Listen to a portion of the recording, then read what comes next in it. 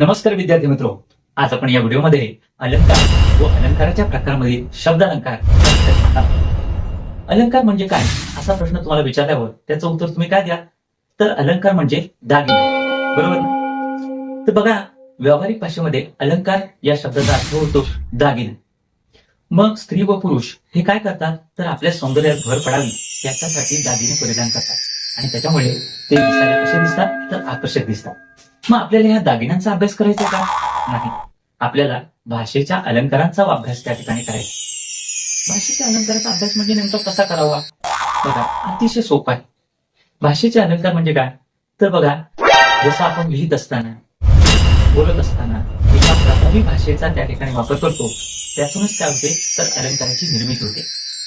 जसं तुम्ही बघत असाल, कवी असेल, लेखक असतील, हे सुद्धा काय करत असतात? तर आपल्या साहित्य कृतीतून आकर्षक अशा भाषेचा वापर करत असतात आणि त्याच्यामुळे त्यांची भाषा वेधक आणि उठावदार त्या ठिकाणी वाटत असते. मन वेधणारी अशी भाषा या ठिकाणी त्यांची निर्माण होत असते. मग साधी सोपी भाषा या ठिकाणी वापरत असतात, थोडीशी वेगळी त्या ठिकाणी भाषा आपल्याला वापरली पाहिजे. म्हणजे कसं? तर बघा, समजा मी असं म्हटलं की तुझे चालणे सुंदर आहे, असं म्हणण्याऐवजी मी समजा असं म्हटलं काय? चांदणे शिंपीत जाशी चालता तू चंचले. बघा, म्हणजे ह्या रचनेमधून तुम्हाला या ठिकाणी लक्षात येईल ही भाषा कशी आकर्षक आणि वेधक तुम्हाला वाटेल. आता एक दुसरं उदाहरण आपण बघूया. समजा मी असं म्हटलं, तुझे तोंड सुंदर आहे. तुझे तोंड कसं आहे? सुंदर आहे. मग असं म्हणण्याच्या ऐवजी मी समजा असं म्हटलं, तुझे मुख कमलासारखे सुंदर आहे की नाही? म्हणजे ही भाषा कशी वाटते? अतिशय आकर्षक आणि उठावदार एकंदरीत वाटते. भाषेचे अलंकार म्हणजे काय हे आपण थोडंसं लक्षात घेऊया. बघा, भाषेचे अलंकार म्हणजे नेमकं काय? बघा, की ज्या गुणधर्मामुळे भाषेला एक प्रकारचं सौंदर्य प्राप्त होतं, अशाला त्या ठिकाणी अशा गुणधर्माला भाषेचे अलंकार असं म्हटलं जातं. मग भाषेचे अलंकार त्या ठिकाणी साधत असताना काय केलं जातं? तर दोन गोष्टींमधील असलेलं साम्य त्या ठिकाणी दाखवलं जातं.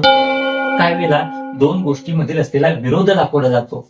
काही वेळेला असं केलं जातं, दोन गोष्टींमधील किंवा दोन वस्तूंमधील असलेला नाद त्या ठिकाणी दाखवला जातो. काही वेळेला अशी परिस्थिती असते की दोन्ही गोष्टींमधील असलेल्या कल्पना त्या ठिकाणी रचल्या जातात. म्हणजे अशा वेगवेगळ्या पद्धतीने काय केलं जातं? तर भाषेला एक प्रकारचं सौंदर्य प्राप्त करून देण्याचं काम करतं आणि यालाच त्या ठिकाणी भाषेचे अलंकार असं म्हटलं जातं. भाषेच्या अलंकाराचा जर आपण अभ्यास केला तर त्या ठिकाणी भाषेच्या अलंकाराचे प्रमुख दोन प्रकार पडतात. कोणते बरं? ते आपण पाहूया. बघा, भाषेच्या अलंकाराचे प्रमुख दोन प्रकार. पहिला प्रकार आहे शब्द अलंकार आणि दुसरा प्रकार आहे अर्थ अलंकार. या व्हिडिओमध्ये आपण शब्दालंकार आणि त्याचे असलेले जे उपप्रकार आहेत ते आपण बघणार आहोत. सर्वप्रथम आपण शब्दालंकार म्हणजे काय हे समजून घेऊया. बघा, एखाद्या काव्य रचनेत किंवा एखाद्या वाक्यामध्ये एखाद्या अक्षराची समजा पुनरुक्ती त्या ठिकाणी होत असेल. पुनरावृत्ती म्हणजे काय? तर त्या ठिकाणी एखादे अक्षर किंवा शब्द त्या ठिकाणी पुन्हा पुन्हा त्या रचनेमध्ये जर येत असेल, त्या काव्यामध्ये किंवा त्या वाक्यामध्ये, तर तिथे एक प्रकारचं नादमय सौंदर्य निर्माण होतं. अशा ठिकाणी शब्द चमत्कृती साधली जाते, म्हणजे त्याला शब्द अलंकार असं म्हटलं जातं. आता शब्द अलंकाराचं उदाहरण द्यायचं म्हटलं तर बघा, एक सुंदर जगदीश खेबुडकरांचं असं गीत आहे. बघा, आकाशी झेप घेरे पाखरा सोडी सोन्याचा पिंजरा, सोडी सोन्याचा पिंजरा. आता ह्या गीतामध्ये जर तुम्ही बघितलं, ओळीच्या शेवटी जर तुम्ही बघितलं तर रा हे अक्षर काय झालेले पुन्हा पुन्हा त्या ठिकाणी आलेले आणि म्हणून येथे हा अलंकार कोणता होतो? तर शब्द अलंकार. शब्द अलंकारात असलेले प्रकारामध्ये बघितलं तर त्या ठिकाणी पहिला प्रकार येतो यमक अलंकार. तर यमक अलंकार काय हे आपण लक्षात घेऊ. बघा, कवितेच्या चरणाच्या शेवटी एखाद्या अक्षर समजा जर पुन्हा पुन्हा जर आले आणि त्यातून समजा जर त्या ठिकाणी नादमय सौंदर्य साधले जात असेल तर तिथे त्या ठिकाणी यमक अलंकार होतो. आता याचं उदाहरण द्यायचं म्हटलं तर बघा, पक्षी जाय दिगंतरा बाळकांचे आणि चारा. या ओळीमध्ये जर तुम्ही बघितलं तर या कवितेच्या ओळीच्या शेवटी रा हे अक्षर काय झालेले आहे? पुन्हा पुन्हा त्या ठिकाणी आलेले आहे आणि म्हणून येथे हा अलंकार कोणता होतो? तर यमक अलंकार होतो. दुसरे एक उदाहरण आपण बघूया. ये अवखळ पोरी समान आज सकाळी गळ्यातील ओळीत सोन्याची फुलमाळ. आता ह्या ओळीमध्ये जर तुम्ही बघितलं तर ळ हे अक्षर काय झाले? कवितेच्या ओळीमध्ये पुन्हा पुन्हा या ठिकाणी आलेले आहे आणि म्हणून येथे काय होतो? तर यमक अलंकार होतो.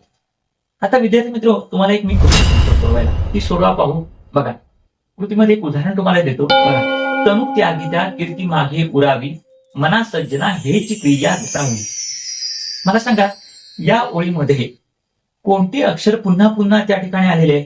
म्हणजे कुठल्या अक्षराची पुनरुक्ती या ठिकाणी झालेली आहे? हा, अगदी बरोबर. रावी हे अक्षर काय झालेले आहे? कवितेच्या ओळीच्या शेवटी पुन्हा पुन्हा त्या ठिकाणी आलेले आहे आणि त्याच्यामुळे इथे नादमय सौंदर्य निर्माण झाले. मला सांगा या ओळीमध्ये कोणता अलंकार त्या ठिकाणी होतो? हा, अगदी बरोबर. इथे अलंकार कोणता होतो? तर यमक अलंकार होतो. आता बघा शब्दालंकाराचा असलेला दुसरा प्रकार आपण बघूया आणि तो प्रकार आहे अनुप्रास अलंकार. अनुप्रास अलंकार म्हणजे काय ते आपण लक्षात घेऊया. बघा एखाद्या कवितेमध्ये किंवा त्या ठिकाणी एखाद्या वाक्यामध्ये एकाच अक्षराची समजा पुनरुक्ती त्या ठिकाणी होत असेल, म्हणजे एकच अक्षर पुन्हा पुन्हा त्या ठिकाणी येत असेल आणि त्याच्यामुळेच त्या ठिकाणी नादमय सौंदर्य साधलं जात असेल तर अशा ठिकाणी अनुप्रास अलंकार होतो. आता उदाहरणार्थ जर तुम्ही बघितलं तर बघा, पंढरीने पर्वताच्या पायथ्याशी पांढरा पक्षी पाहिला. हे उदाहरण जर तुम्ही बघितलं तर या उदाहरणामध्ये प पा प पा ह्या अक्षराची काय झालेली आहे?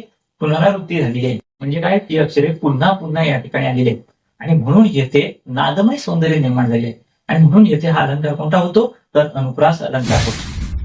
दुसरे एक उदाहरण आपण या ठिकाणी बघूया. बघा, गडद निळे जलद भरून आले, शीतल तनू चपल चरण अनिल गण निघाल.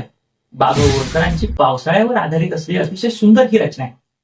आणि ह्या रचनेमध्ये तुम्ही बघितलं तर तुमच्या लक्षात येईल की या संपूर्ण या दोन्ही ओळीमध्ये ग व ल ही अक्षरे काय झालेली आहे? पुन्हा पुन्हा या ओळीमध्ये आलेली आहे आणि त्याच्यामुळे इथे नादमय सौंदर्य निर्माण झालेले आहे आणि म्हणून इथे अलंकार कोणता होतो? तर अनुप्रास अलंकार होतो. आता मी तुम्हाला एक कृती देतो सोडवायला, ती सोडवा पाहू. बघा उदाहरण अतिशय मजेशीर आहे आणि विनोदी देखील आहे. बघा, काकीने काकांच्या कामाचे कागद कात्रीने करा करा कापले. आहे की नाही विनोदी? आता मला सांगा या असलेल्या वाक्यामध्ये, या असलेल्या ओळीमध्ये कोणते अक्षर पुन्हा पुन्हा आलेली आहेत? हा, अगदी बरोबर. या ओळीमध्ये क व का ही अक्षरे काय झालेली आहे? पुन्हा पुन्हा आलेली आहे आणि त्याच्यामुळे इथे काय झाले? एक प्रकारचं नादमय सौंदर्य निर्माण झाले.